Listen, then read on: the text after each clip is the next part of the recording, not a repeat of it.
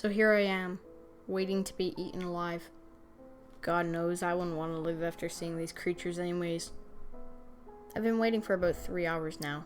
These creatures better hurry up and eat me before I pee myself. Honestly, this all feels like a dream, and I'm just hoping that I'll wake up any minute now in a nice and cozy bed. It's the next day now. I'm nearly 100% certain that this isn't a dream anymore. I forgot about holding my pee, and so I just decided to pee myself. I saw a light moving around while I was trying to make myself comfortable. The light almost seemed like a flashlight. Maybe somebody's coming to see me after all. It's day 4 now. I don't know what's taking these leviathans so long to eat me, but I am getting pretty bored just waiting to be eaten alive. I saw the flashing light again. I am thinking that I may be able to sneak out and try to swim to the surface. It's day 12 now.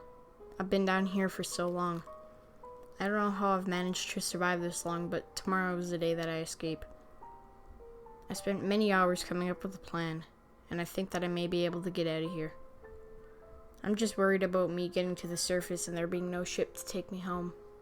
As soon as I was about to leave the cave with all the leviathan nests, I heard something big swimming up on me. I was ready to die as I saw that giant leviathan that snatched me before. It swung its tentacle, knocking me out cold. I woke up in a panic. I was in a dark room with a huge throne and golden pillars. This place looks like a king's castle, I said to myself, trying to calm down. It was completely dark in the room. Not so dark that I couldn't see anything, but like the type of dark when you turn your light off in your bedroom at 12 p.m. and you go to bed. You could still see stuff, but not clearly. As soon as I managed to calm myself down, a massive devil-looking creature came into the room and sat down on his throne. With one big bang, the devil-looking creature slammed his giant flaming pitchfork down, lighting up the room. I wasn't even sure how his pitchfork was on fire while underwater. At last, we finally captured you, the creature said in a deep voice. I am known as the devil on the planet, so you may call me the devil.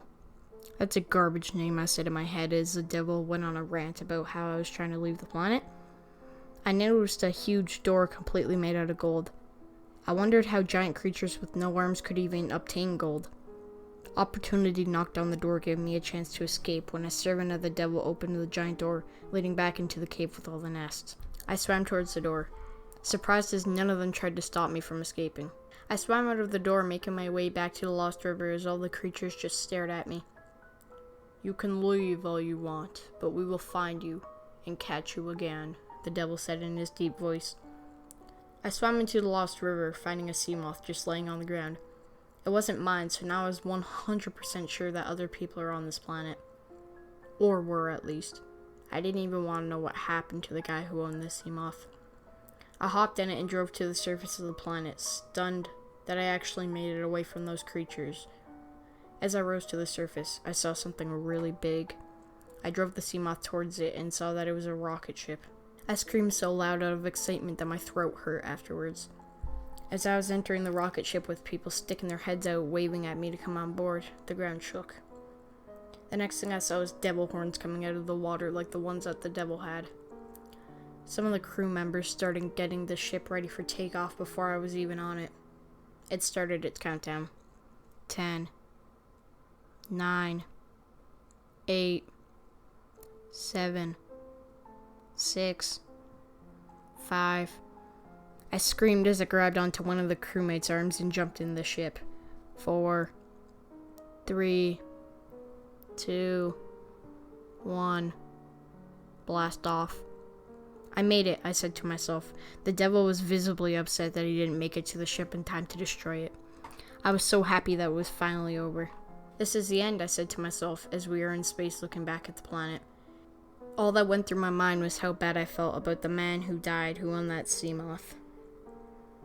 We went into ultra speed and made it back to Earth in 12 hours of flying in space.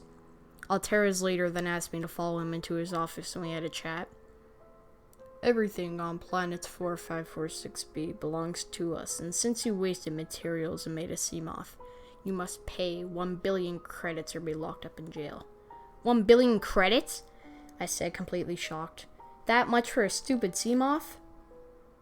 So after I escaped off a crazy planet with some crazy creatures, I ended up here in a dirty jail cell in the Alterra base. Well, I guess this is the end. Thank you all so much for watching. If you want to be notified whenever I upload, make sure to hit that subscribe button and turn on post notifications. As always, have an amazing day.